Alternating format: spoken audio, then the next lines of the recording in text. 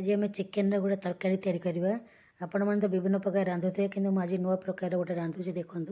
रसुण दुईटा नहीं, अदा बड़ खंडे नहीं, आ पिज नहीं। प्रथम अदा रसुण कंचा लंका को मुझे बाटी देती, पिज आलू को दी फाड़ कर रखी, धनिया पत्र कि रखी। प्रथम कड़े बसैबा, कड़े बसैकी टिके तेल पकईकी प्रथम आलू जो फाड़ फाड़ कर रखी ताकू आम पकेबा।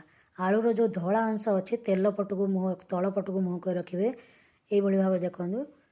कहीं सब गुड़ा सामान भाग में कलर आसो, सामान कलर भाजी होते भाजबे टिके हल्दी गुंड पकईदे। देखो हल्दी गुंड पकईले कलर के सुंदर आस, तेणु हल्दी गुंड टी पकईकी आलू को सब भाजीदेवे कहीं ऊपर चोपा और तल सब गुड़ा कलर बढ़िया आसपर। जीरा टी पकईबा, जीरा पकईला पिज जो काटिकी रखि थे पिज को पकईदे सब। आपण तेल रे केबे भी गोटा मसला को पकेबेनी, मसला दिहरे ही आपण गोटा मसला पकेबे कारण तार ओरिजिनल फ्लेवरटा आसथिबो। देखो अदा रसुण कंचा लंका को बाटी, सब चेष्टा करेंगे कंचा लंका ही व्यवहार करने। कंचा लंका बाटी मुझे भल भाव हल्दी आ लुण पकईकी कषिदेवा। आवश्यक अनुसार लुण पकईबे,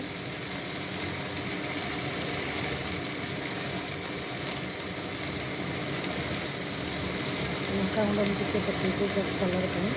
आप राग बेसी खाऊ ना तेल न पकई पारती, टे जस्ट कलर पकईकी कलर लंका गुंडा। देखिए मसला अधा कषि आसिले पानी अंश थी टे अधा कषि आसिले आप चिकेन को पकेबे कारण चिकेनटा ये मसला धीरे कषि हेले चिकेन रो फ्लेवर बहुत भल आसता है, शीघ्र भी सीझी जाता है।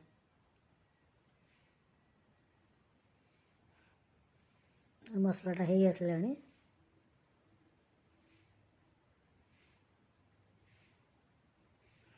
एबे आमे चिकेन को आधे पकईदेवा।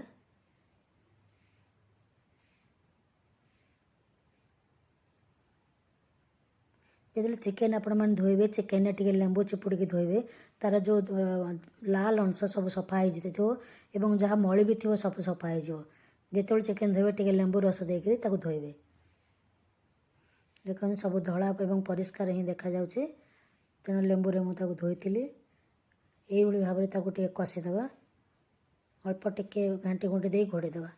घोड़े चिकेन पानी जो बाहर से चिकेनटा भल भाव में कषि हो।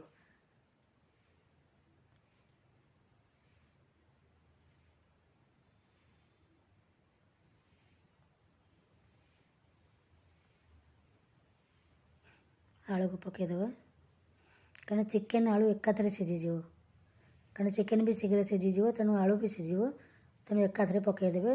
किसी लेट करके पकईबार किसी आवश्यक ना, टे घोड़णी घोड़ेदेवा। मझे मझे घोड़ा काढ़ी टे आम घाटी घाटी दौथवा, तार पानी अंश बाहर थो और भल भाव में सब पीस गुड़ा कषि जाऊ। देखो कलर बहुत सुंदर लगुच, फ्लेवर भी बहुत बढ़िया आसूची। आपण घर परिवार देखिकी आपण पानी तादर देवे जी आपंकर पानी आवश्यक अच्छे, किंतु पानी की सब चेष्टा करेंगे गरम करके देवाई। गरम करके देले कौन हम तरकारी टे टेस्ट आहरी भल आसो। गरम पानी सब चेष्टा करेंगे लुण टे पकईवाई।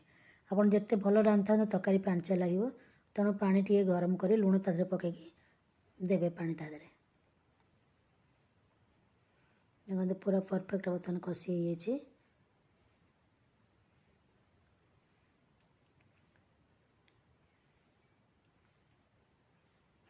मु अल्प हल्का पानी रखी से टिकक पानी देवी, बेसी आ पानी देवी कारण आमर बेसी पानी आवश्यक ना।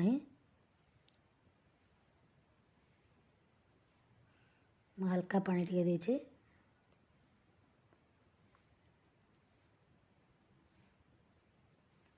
आपन को जितनी पानी दरकार से अनुसार आप देवे।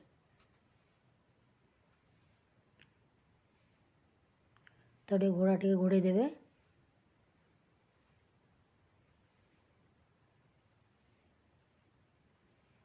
धनिया पत्र काटिक रखी पकईदेली। धनिया पत्र थिले पकईबे, नथिले सेमती किसी आवश्यक ना। जिते आप चिकेन को पकईले से आप ଲବଙ୍ଗ, ଗରମ ମସଲା, ଗୋଟା ମସଲାକୁ ସବୁ ପକାଇଦେବେ।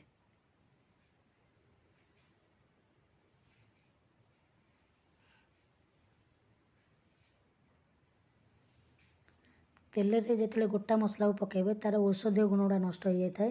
ତେଣୁ ଆପଣ ଚିକେନ୍ ଯେତେବେଳେ ପକାଇବେ ସେତେବେଳେ ଆପଣ ଗୋଟା ମସଲାକୁ ପକାଇଦେବେ। କିନ୍ତୁ ଲବଙ୍ଗ ପକାଇବେ ଜମା ଭୁଲିବେନି। ଲବଙ୍ଗ ଯାହା ହେଲେ ବି 1 କିଲୋରେ 7-8ଟା ଲବଙ୍ଗ ପଡ଼ିବ। ଇଏ ତ ଆମର half kilo chicken. Half kilo ଚିକେନ୍ରେ ମୁଁ 4-5ଟା ପକାଇଛି। ତେଣୁ ଆପଣ ଚିକେନ୍ ଦେଖିକି ପକାଇବେ। ଲବଙ୍ଗଟା ପକାଇଲେ ଚିକେନ୍ର ଯେଉଁ ଆଇଁଷିଆ ସ୍ମେଲ୍ଟା କେବେ ବି ଆସିବନି। ବର୍ତ୍ତମାନ ତରକାରୀ ହୋଇଗଲା। ଆବଶ୍ୟକ ଅନୁସାରେ ଝୋଳ ରଖିଛି ମୁଁ।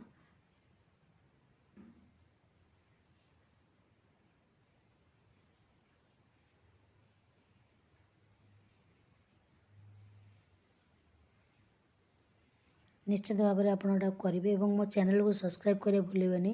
ସବସ୍କ୍ରାଇବ୍ କରିବେ, କମେଣ୍ଟ କରିବେ ଏବଂ ସେୟାର କରିବେ। ନିଶ୍ଚିତ ଭାବରେ ଆପଣମାନଙ୍କ ପାଇଁ ଗୋଟେ ଭଲ ଭଲ ରେସିପି ଆଣିକି ଦେବି। ଦେଖନ୍ତୁ ତରକାରୀର କଲର୍ ଏବଂ କେମିତି ଦେଖାଯାଉଛି।